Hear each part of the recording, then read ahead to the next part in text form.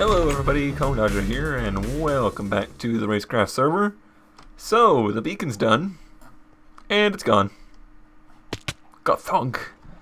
Yep, just a big empty hole now. But that's only temporary. I have moved it over to the monument, and have been using it quite a bit. Have done a lot of work over there. Well, really, I've done a lot of work, but it didn't take that much time thanks to the beacon. So we will explore what all has been done over there a little bit later.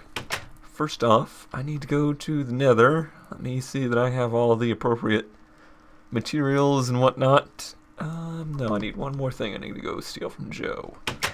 Need to go to the Nether, get some glowstone, because I want to work on the lighting situation in the monument. I have been putting it off for far too long. Oh, I thought that said liar at first. Why is he a liar? Yeah, I've been putting it off for far too long because I've kind of been stumped as to what to do. But I need to just start creating some things in case of battle break glass. Yeah, I don't think that's going to do you a whole lot of good there, Joe. But what I do need is your potions. Because he don't use them. And there's a chicken in the cauldron. Funny. Let's see. Finished potions. Do we have any speed in here? Negative. I have what it takes to make one. Sure. Let's see if I can remember. What's on this? Just mundane, so we need to put... Oh wait, no. These already done? Maybe? I don't know. I thought it was awkward. Yeah, let's try it again. I don't do potions a whole lot. So let's see. One of these should make awkward. Right? I don't remember. We'll see. I do want to go to the Nether, get some glowstone, and it's going to give me an opportunity just to kind of talk about... Ooh, balls. Talk about some stuff that's been going on. It's gonna be a talky episode, or as talky as I could possibly be. My voice is still recovering from the weekend. I was in Daytona, working with a race team, a Chumpcar team. Kind of went over a little bit in the last automation episode I did. I don't know how much cross viewing I get automation of Minecraft, but I don't know. Maybe some of you actually watch all of the stuff on here. But yeah, I was working with a race team, and to the surprise of me, I actually ended up being on the radio quite a bit. 14-hour race, your voice gets very used up in that time. Sure, makes sense, right? Right? Sure. Let's try it. I was, basically, being on the radio just means that you have the headset on, and there's three cars on the team, and the whole time I'm just kind of listening, waiting for anybody to have a problem, or if they're giving feedback on the car, then I relay it to everybody else and tell them what to do. Yes, that was correct. But now, how do we boost it? Boosting is redstone, or is that going to make it longer? Either way. Probably good. So, just doing that, by the end of the day, my voice was exhausted, I was exhausted from running around and all the stuff, and I'm still trying to recover, but I've got so much to talk about that I had to do some recording. Let's see what we get. Yes, that's longer. That's what I wanted. I'll even put new bottles back in there for him, because I'm just that caring. You can keep your egg. Boom, boom, boom. I picked up the egg again. Yep. Alright, egg. I want to see what becomes of you. Nothing. Alright, so let's start heading towards the Nether. I think what I'm going to do is actually head out towards the wither area of the Nether, because we haven't explored that area. And I'm looking for glowstone, which there's not a whole lot of glowstone around here, so okay, I need to explore some Nether from another direction. So I'll be back to you when I get over there. Hello, creeper. Be dead. One shot. Okay, so here we are, over by the portal that takes us to the wither fighting area.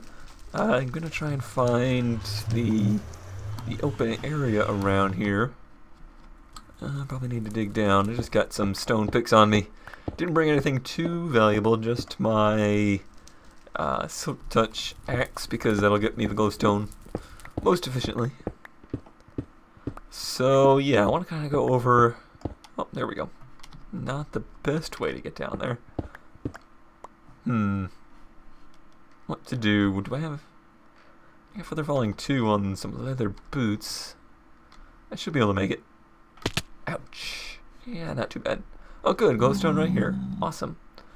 Now I just need to build something to get back up there, or I'm never gonna find it. So I'm gonna go over the weekend that I had, just kind of day by day. It was unusual for me in that it was actually interesting. not to make my life sound completely boring, but well, it usually is. But I've been looking forward to this weekend for a long time. So let's start. Friday I decided to take the trip with my roommate to Lakeland, Florida, which is... I do not have enough blocks. Let me grab some more. Which is about 3.5 hours away, taking the smart ways. We decided to take the back roads down, meaning no highways, all 2-lane roads, all that kind of stuff, which I really enjoy. I've always enjoyed just kind of driving the back roads, or just driving. Wow, where did I just fall? That was close. Glad I had that feather falling. Probably gone by now. Close. But yeah, I've always just enjoyed driving around just for the sake of driving. It's much more fun than like commuting driving. Some people don't even like just driving, period. But yeah, we took these little 2-lane highways or 2-lane roadways the whole way down south. It was fun. It's always fun to see all the crazy things you see taking roads like that.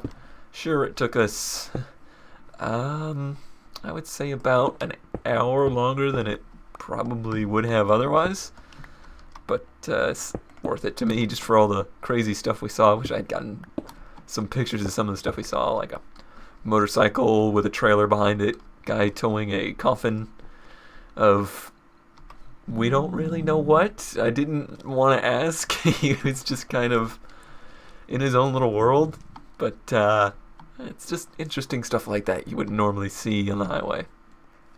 So yeah, we drove all the way down there in his 1985 Mark II Supra, sadly with no air conditioning in Florida in May, 95 degrees, so it was a long sweaty trip. But we finally did make it down there, and I picked up a 1986 Toyota MR2, so 1 whole year newer than his Supra. It's just a car that it's been on my bucket list. I didn't really like them originally, like growing up, and I always liked the second generation more. I actually owned a 92, a second generation one. But as I owned it, I learned to kind of not like it as much. It's a very exotic looking car. It's a very fast looking car. But mine was an NA, and it was not a fast car. It was not a fast car by any means. People really liked it. Like it certainly looked very cool.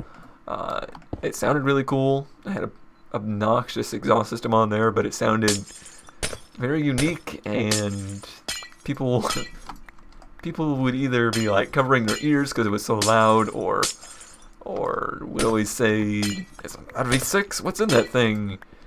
But yeah, it was so slow, so slow. So I sold that and got that S14 that you may have seen in some of the updates that I was doing. I was building an S14 240SX, and it just wasn't the car for me. It wasn't a car that I was even looking for. Somebody just had it, and it was a shell, and I was like, sure, I'll build another car. Well, it ended up being a nightmare. So I got rid of that one, got most of my money back on it. Probably, well, I went into it with about $2,500, and I sold the car for $3,400. I probably put more than that into it, but in the end, I still feel like I did okay with it.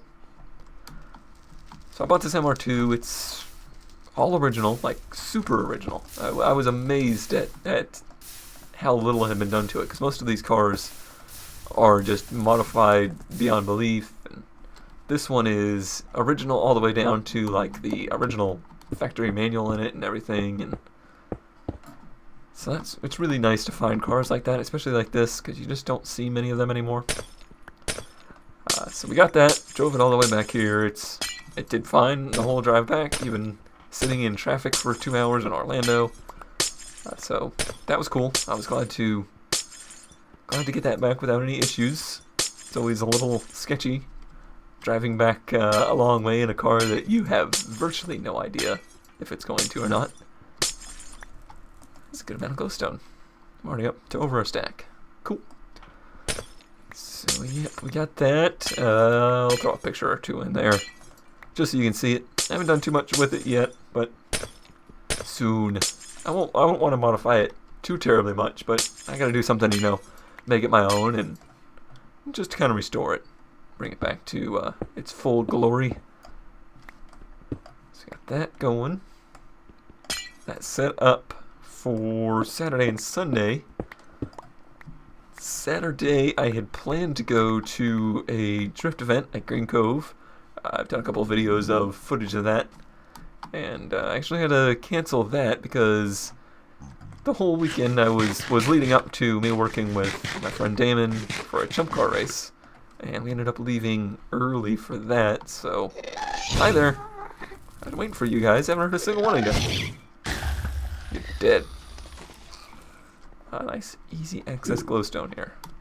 I like it. So that's set up for the weekend with him. We left Saturday, which was kind of funny because I was basically retracing the steps I had just taken. Is that a gas tier? Sweet. I think that's good for potions, somehow. So we headed on down to Daytona. Strangely, not towing a car. Usually when I work with him, it's for his personal car. Little baby. Baby zombie pig man. You're funny looking. But no Spec Miata behind us this time. It was a Chumpcar race, which he had basically paid for a seat, paid for a drive in one of a team basically that provides cars to people to drive in these races, because you can't do it by yourself really, and it's just kind of a popular thing nowadays for teams to build cars and rent them out. Should I be getting this quartz, I wonder? Yeah, I'll get it another time when I get the fortune pick out here, or at least silk touch. At least I know there's a lot out here. How much glowstone I have? Almost 2 stacks. I don't see any more easy access stuff. Actually, I think I'll get a little bit more. I'll get a little bit more, and then I will continue this story, the story of my weekend, once I get back to the monument so we can actually get some work done.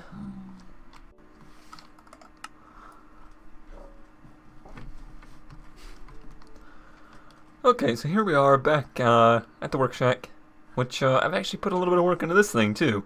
Not so much on the inside, but the outside. Okay, let me see here. Well, the overflow chest is already overflowing. That didn't take very long, but yeah, I added some more chests to the outside. So everything's somewhat organized now. Even got like the item frames and everything going. Aren't you proud, Lindsey? It's amazing, I know. I even did it all by my own. Okay, that goes in here. Let me keep the glowstone for now. I'll go ahead and just take one of these since I made them. I hardly even used them. Put that up. And do I need anything else? No, but I don't really need... That pig can just go away. I made an ender chest, so I can grab one of these. Let's see, block slayer, and probably this one too. Actually, let's just grab everything. Alrighty, so for the top here, I think I'm just going to keep it simple.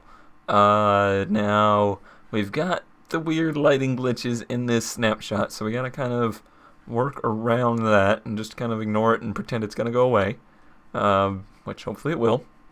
But you can see here I'm knocking out the blocks adjacent to the platforms and just putting glowstone in place of the dark oak. I think that works just fine, and that should provide enough light in this immediate area to get rid of the torches, at least the ones on the ground. Hopefully the ones on the blocks as well. So we can go ahead and knock these guys out. And I'm thinking probably doing the same thing in the brick layer there. Even these can go away. And we'll check the light levels around here to make sure this is actually the case, because I don't want this to become a mob farm, as it often has been. So I need to break these here. God, I love this haste. It's like I'm in super creative mode. I swear it's even faster than creative. It's probably not, but it feels faster. Whoop, too fast, too fast. Oh, we're missing a block there. Interesting. Very interesting. So you're getting a little bit of a sneak peek as to, oh man, maybe let's just use the regular pick, huh? Get a little sneak peek as to what's below. So anyways, back to the weekend, now that I'm just kind of doing boring, grindy work. Hello, spider. You are dead. So, that's not how you break that. So Saturday rolls around, we head to Daytona, and on the way, Damon tells me, oh, by the way, Randy Pope's just probably going to be there. What? That was kind of my reaction. I know that he had worked with the team before, which, if you don't know who Randy Probst is, and you probably don't if you don't know American road racing, circuit racing that well, he is a very awarded, championship-winning, race-winning road racer that has won in basically everything he's ever been in, and he's very focused on kind of not really finding new talent, but helping young drivers, helping young teams and stuff like that kind of learn and grow. He works a lot with Mazda nowadays. He used to drive Porsches and pretty much everything. So pretty much he's the most famous race car driver that I could ever remember being around, and I had never been around somebody like that. So I was a little nervous. You know, I'm not exactly a social butterfly. I kind of lock up in situations like that. It's hard enough just going to weird things that I've never done before, like a Chumpcar race that I'm working with a team of people I've basically never met. But to have him there just kind of compounded that, and I didn't get a whole lot of sleep the nights before we left.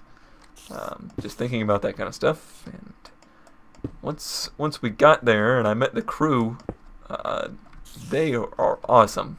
They're called KSR. They're out of Gainesville. They build drift cars, all sorts of cars, and they are really into the chump car thing here lately. But they were awesome people, very welcoming. They didn't question anything that I was saying, or, you know, who the heck are you coming in here and giving us advice and stuff. They were very open-eared and willing to teach me what to do, because I was helping them crew. I was kind of under the impression I would be helping them with fueling the cars, which would have been cool, but I was a little nervous about because I've never done anything like that, and they do take this very seriously. I didn't want to be the one to ruin their race or anything like that, so I was worried about that. primarily, and as it turned out, my responsibilities, if you will, basically entitled doing kind of what I would call gopher work, where I would just, whenever somebody needed something, or I don't want to make it sound like I'm a water boy, but just helping out wherever there may need to be an extra hand or whatnot. And that was fine. That was exactly kind of what I was hoping it would be. I was hoping to not have any kind of too serious of a role with the team, because I've never done anything like this before.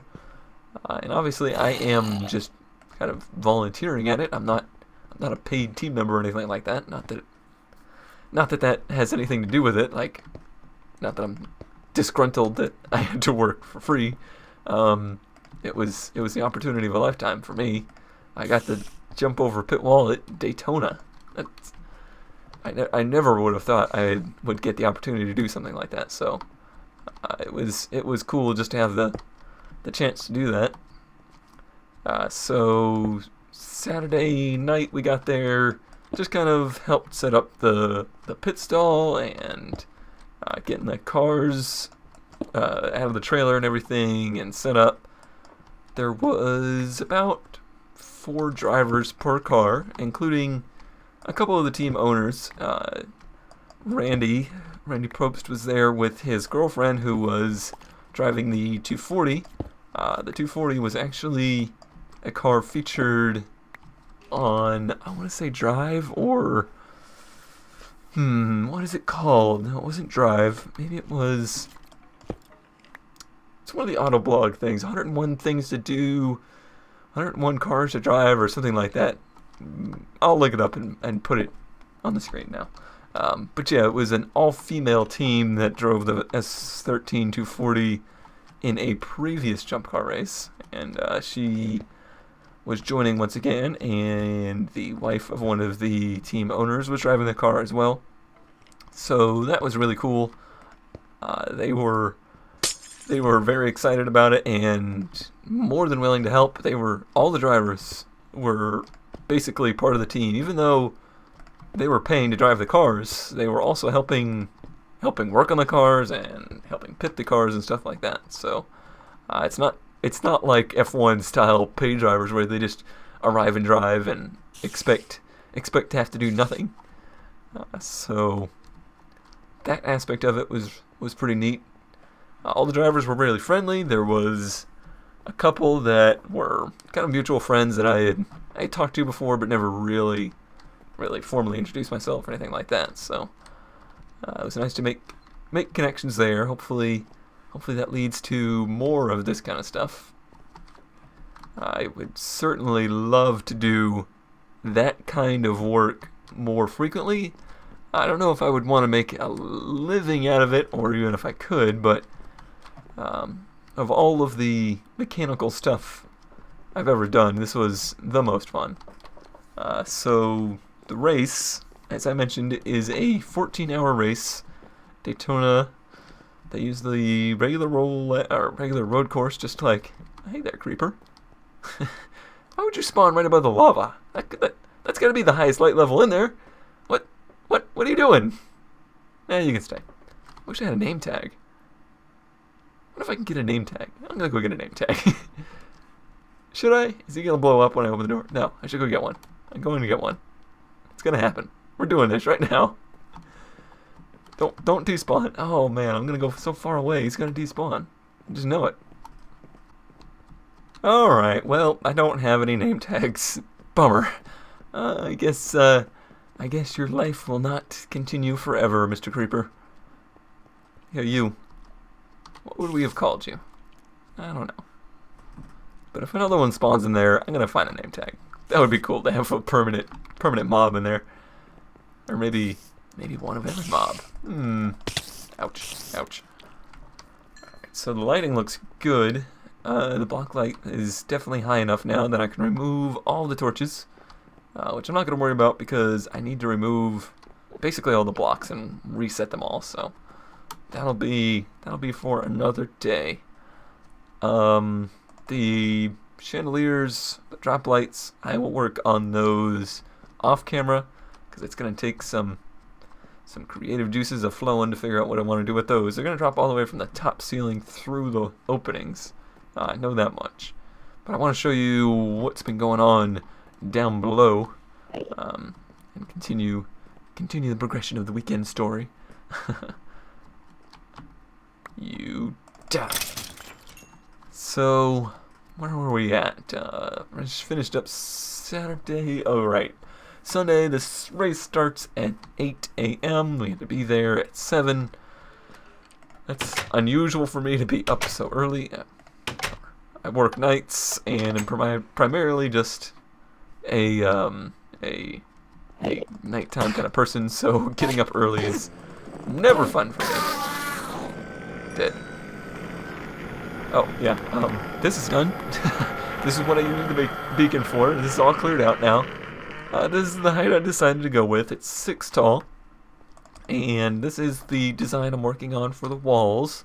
So that'll be all around except for the front and back. I've got something planned differently for the front and back. These guys can go away. The other reason I want to do those glowstone there is because they're going to work good for ceiling lighting down here. That works very well. I don't want to really have drop lighting because the roof's so short. Let's see. Now I need to remember where I was.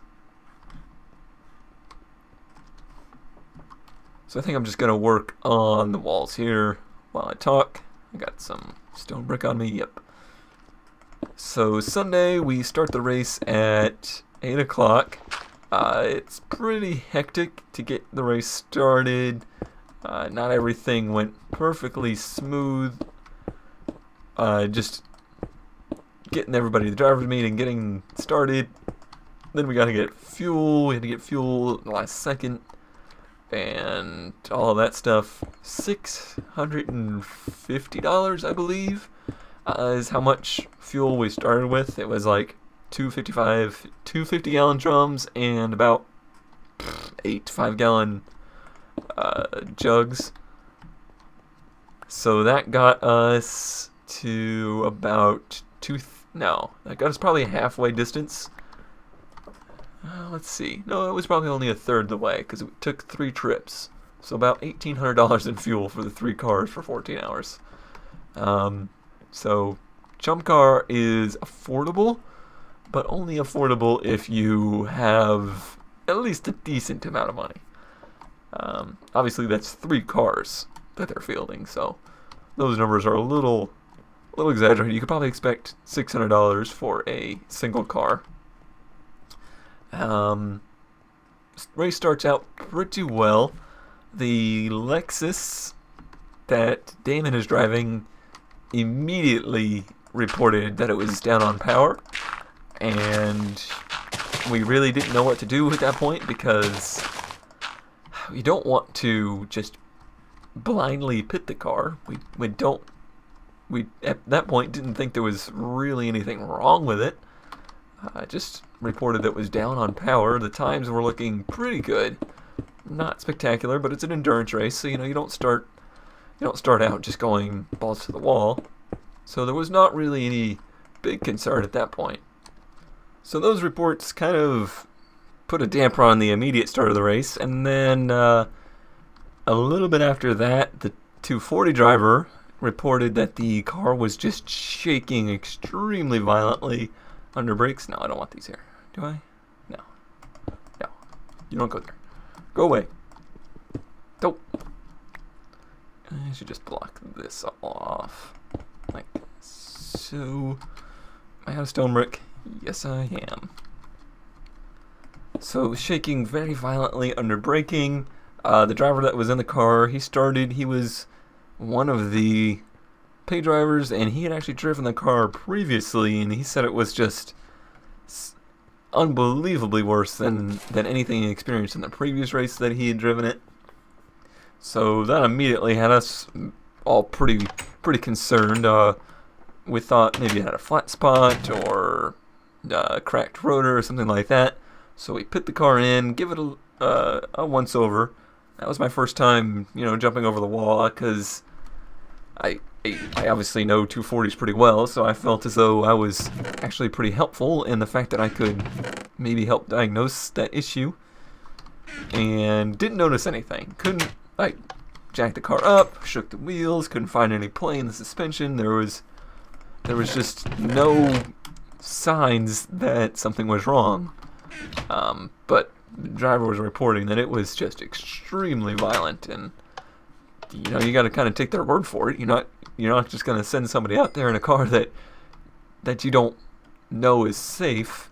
But we just couldn't find anything wrong, so we did end up sending him back out.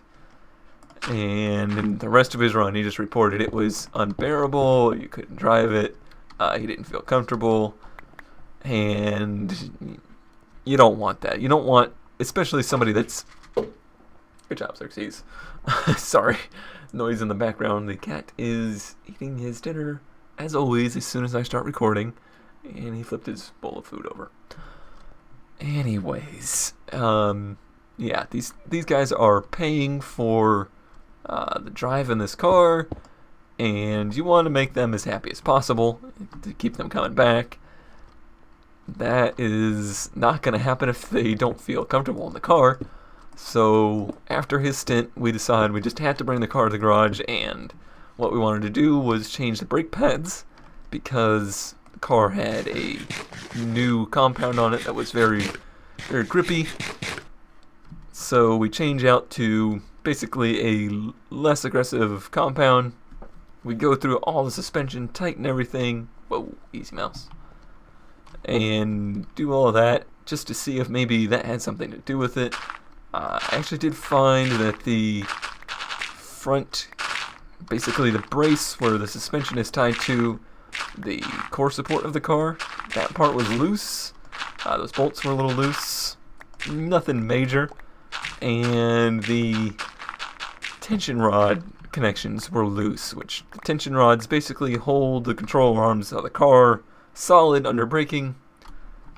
And obviously that would have a big impact on the car shaking if it or shaking under braking. So we tighten all of that up, put the new brake pads on, send it out there, and the next driver says, or no, sorry, it was the same driver. He goes back out again in the car and he says, instantly, so much better, it feels great, no problems. And the car starts clicking off good times. Unfortunately, at this point, because of the time spent in the garage, it's pretty much.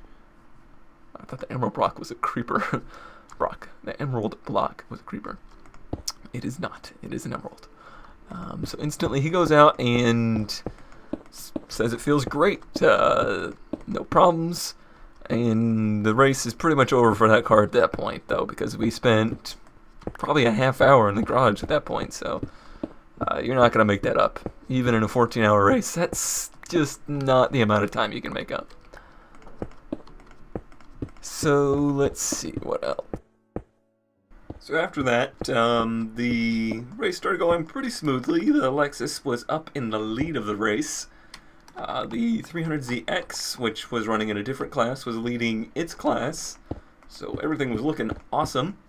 And then the driver of the 300ZX, I believe he was the second to get in the car. He reported that, oh, that was wrong. What was I doing?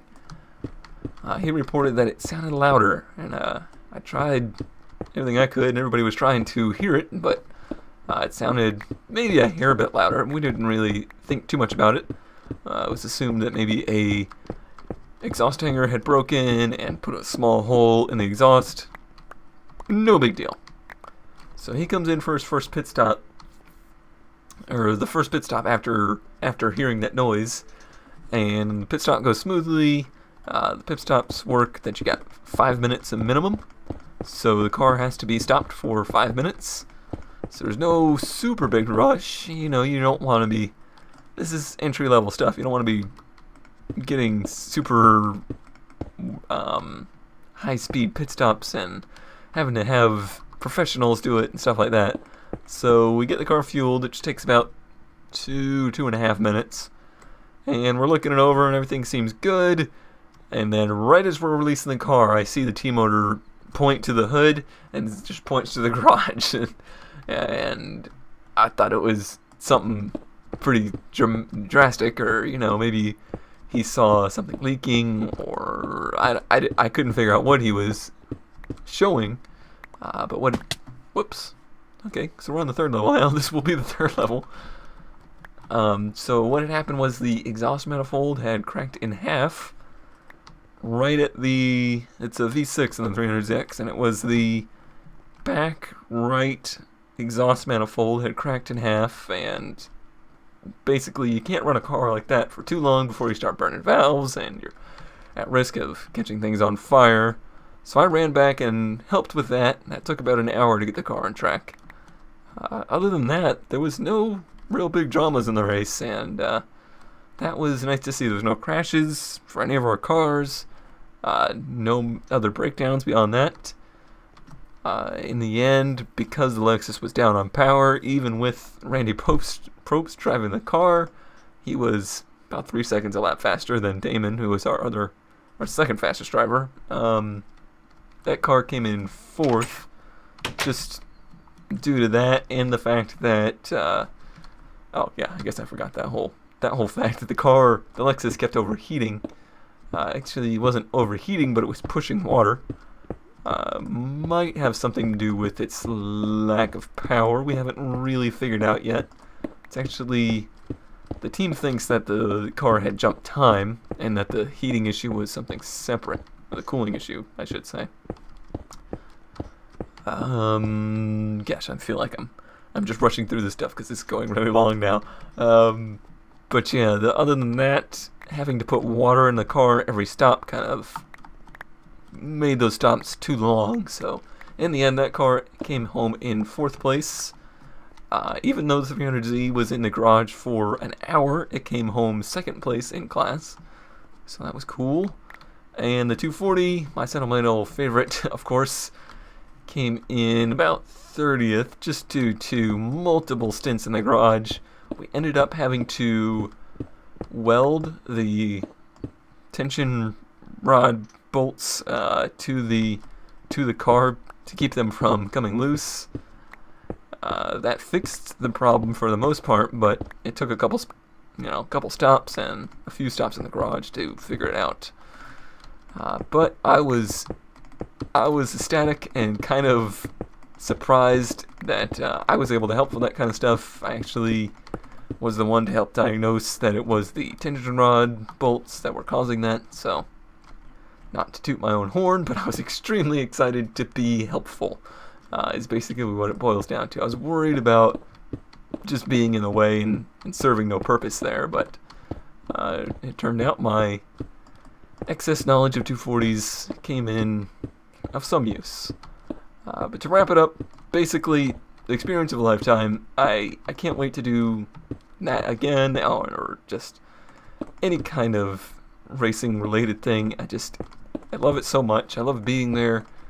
I'd love to do video stuff there. I mentioned in automation that I had intended to do that kind of stuff, but didn't feel comfortable enough doing it, especially since it felt like the team kind of needed me to be doing other stuff. If I went down there again, I would like to just do the video and picture taking photography kind of stuff, just to practice it. Something I would really like to get better at. Maybe doing like interviews with people and just overall taking video, making video of an event, all together, showing the world what Chumpcar is and stuff like that. I'd really like to get into that kind of stuff. So hopefully in the future I can do some stuff like that. But I feel like I've gotten to rambling. I feel like I have just completely drained myself of energy. I need to recover from the weekend some more. I'm going to continue working on the basement level here, and hopefully get the walls finished up by the time we're back next time, and we'll work on some lighting next time. But until then, thanks for watching, thanks for listening to my long-winded story of the weekend, and I'll see you next time.